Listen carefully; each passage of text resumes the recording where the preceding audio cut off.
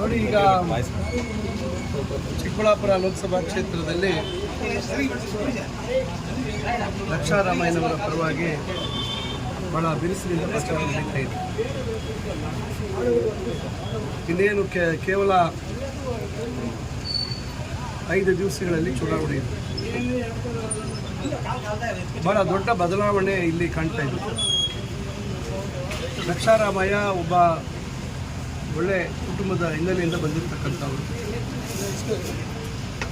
ಯುವ ಕಾಂಗ್ರೆಸ್ನ ಅಧ್ಯಕ್ಷರಾಗಿ ಕೆಲಸ ಮಾಡಿರ್ತಕ್ಕಂಥವರು, ಯಾವುದೇ ಒಂದು ಕಪ್ಪು ಚುಕ್ಕೆ ಇಲ್ಲದೆ ಇರ್ತಕ್ಕಂಥವ್ರು. ಆದರೆ NDA ಅಭ್ಯರ್ಥಿ ಯಾರಿದ್ದಾರೆ ಅವರು ಈ ಹಿಂದೆ BJP ಸರ್ಕಾರದಲ್ಲಿ ಮಂತ್ರಿಯಾಗಿ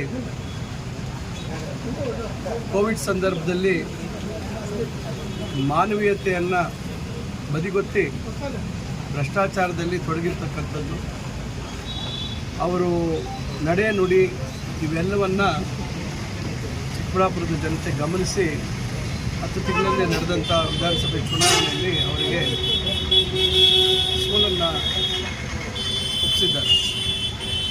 ಆದರೆ 10 ತಿಂಗಳಿಗೆ ಅವರಿಗೆ ಅಜ್ಞಾತವಾಸ ಆಗ್ತಕ್ಕಂಥ ಒಂದು ಭಾಸ ಆಗಿ ಬಹುಶಃ ಮತ್ತೆ ಅಧಿಕಾರದ ದಾಹದಿಂದ ಲೋಕಸಭೆಗೆ ಸ್ಪರ್ಧೆ ಮಾಡಿದ್ದಾರೆ.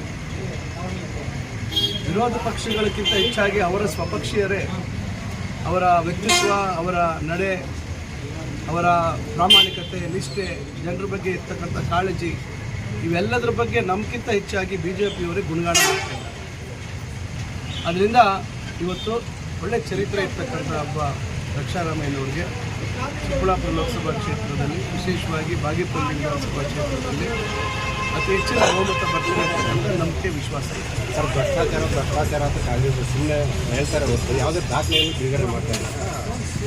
ನೋಡಿ, ಈಗ ನಾನೇ ಮೊನ್ನೆ ಚಿಕ್ಕಬಳ್ಳಾಪುರದಲ್ಲಿ PPE ಕಿಟ್ಟು, ವೆಂಟಿಲೇಟ್ರು, ಮಾಸ್ಕು ಇವೆಲ್ಲದರ ದಾಖಲೆ ಸಮೇತ ಏನು ನೈಜ ರೇಟ್ ಇತ್ತು, ಏನು ರೇಟಿಗೆ ಕೊಂಡ್ಕೊಂಡಿದ್ದಾರೆ, ಎಷ್ಟು ಹಣ ಖರ್ಚು ಮಾಡಿದ್ದಾರೆ, ಎಷ್ಟು ಹಣ ವ್ಯತ್ಯಾಸ ಅವರು ಲೂಟಿ ಮಾಡಿರ್ತಕ್ಕಂಥದ್ದು ಈಗಾಗಲೇ ದಾಖಲೆಗಳ ಸಮೇತ ತನಿಖಾ ಸಂಸ್ಥೆಗೆ ಒಪ್ಪಿಸಲಾಗಿದೆ. ಪಬ್ಲಿಕ್ ಅಕೌಂಟ್ಸ್ ಕಮಿಟಿಯಲ್ಲೂ ಇದ್ರ ಬಗ್ಗೆ ವರದಿ ಕೊಟ್ಟಿದ್ದಾರೆ. ಅದರಿಂದ ಇದು ನೇರವಾಗಿ ಗೊತ್ತಿರ್ತಕ್ಕಂಥದ್ದು. ಚಿಕ್ಕಬಳ್ಳಾಪುರದಲ್ಲಿ ಏನೇನು ನಡೀತು, ಜಲ್ಲಿ ಕ್ರಷರ್ಗಳ ವ್ಯವಹಾರದಲ್ಲಿ ಏನು ನಡೀತು ನಿಮಗೂ ಎಲ್ರಿಗೂ ಗೊತ್ತಿದೆ. ಒಂದು ಲೇಔಟ್ ಅಪ್ರೂವಲ್ ಆಗಬೇಕಾದ್ರೆ ಯಾರಿಗೆ ಏನು ಪ್ರಸಾದ ಕೊಡಬೇಕು ಇವೆಲ್ಲ ಗೊತ್ತಿದೆ. ಅದರಿಂದ ಯಾವುದೇ ಒಂದು ಕಾರ್ಯಕ್ರಮ ಆದರೆ ಅಧಿಕಾರಿಗಳಿಂದ ಹಣ ವಸೂಲಿ ಯಾವ ಮಟ್ಟದಲ್ಲಿ ಆಗ್ತಾ ಇತ್ತು ಅದೆಲ್ಲರಿಗೂ ಗೊತ್ತಿರೋಂಥ ವಿಷಯ. ಅದರಿಂದ ದಾಖಲಾತಿ ಕೊಟ್ಟಿಲ್ಲ ಅಂತ ಯಾರೂ ಹೇಳ್ತಾ ಇಲ್ಲ. ಮೊನ್ನೆ ನೋಡಿ, ಒಬ್ಬರು ದಂತ ವೈದ್ಯರು ನೇಮಕಾತಿ ವಿಚಾರದಲ್ಲಿ ಚಿಕ್ಕಮಗಳೂರಿಂದ ಬಂದು ಹೇಳಿಕೆ ಕೊಟ್ಟಿದ್ದಾರೆ. ಏನು ಕಾಂಟ್ರಾಕ್ಟ್ ಬೇಸಿಸ್ ಮೇಲಿದ್ರು ಅದಕ್ಕೆ ಕೃಪಾಂಕ ಕೊಡುವಂಥದ್ದನ್ನು ಮಾಡಿದ್ರು. ಕಾಂಟ್ರಾಕ್ಟ್ ಬೇಸಿಸಲ್ಲಿ ಕೆಲಸ ಮಾಡದೇ ಇರತಕ್ಕಂಥವರೇ ಬೋಗಸ್ ಸರ್ಟಿಫಿಕೇಟ್ ತಂದಂಥವ್ರ ಹತ್ರ 20-30 ಲಕ್ಷ 40 ಲಕ್ಷ ವಸೂಲಿ ಮಾಡಿ ಅವರಿಗೆ ಪರ್ಮನೆಂಟ್ ಮಾಡಿರ್ತಕ್ಕಂಥದ್ದು ಇದೆ.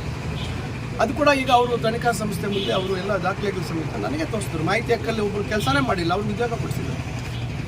ಬೇರೆ ಬೇರೆ ಇದೆ. ಇನ್ನು ಈಗ ಪವರ್ ಟಿವಿಯಲ್ಲೇ ಯಾರೋ ಒಂದು ಹೆಣ್ಮಗಳದ್ದು ಯಾವುದೋ ಒಂದು ನ್ಯೂಸ್ ಎಪಿಸೋಡ್ ಬಂತು, ಆದರೆ ಅದನ್ನು ಹಂಗೆ ನಿಲ್ಲಿಸ್ಬಿಡ್ಸಿದ್ರು. ಏನೋ ಅವ್ರಿಗೆ ಉದ್ಯೋಗ ಕೊಡಿಸೋದಕ್ಕೆ ದುರುಪಯೋಗ ಮಾಡ್ಕೊಂಡಿದ್ದಾರೆ ಅಂತಕ್ಕಂಥದ್ದು ಅದು ಹೊರಗೆ ಬರಲಿಲ್ಲ.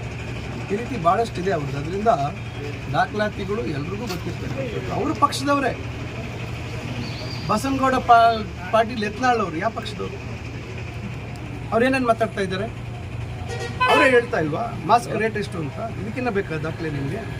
ಅದರಿಂದ ಎಲ್ಲ ದಾಖಲೆಗಳ ಸಮೇತ ಇದೆ. ಅವರು ಏನು ಎಷ್ಟು ಕಂಪ್ನಿಗಳನ್ನು ಹುಟ್ಟಾಕಿದ್ರು, ಅವರೇ ತಮ್ಮ ಸ್ವಂತ ಕಂಪ್ನಿಗಳಲ್ಲಿ ಗುತ್ತಿಗೆ ಕಾಂಟ್ರಾಕ್ಟನ್ನು ಪಡ್ಕೊಂಡು ಕಾಂಟ್ರಾಕ್ಟ್ ಕೆಲಸ ಮಾಡಿರ್ತಕ್ಕಂಥದ್ದು ಇವೆಲ್ಲ ಒಬ್ಬ ಜನಪ್ರತಿನಿಧಿಯಾಗಿ ಯಾವ್ಯಾವ್ದು ಮಾಡಬಾರ್ದು ಅವೆಲ್ಲ ಮಾಡಿದ್ದಾರೆ.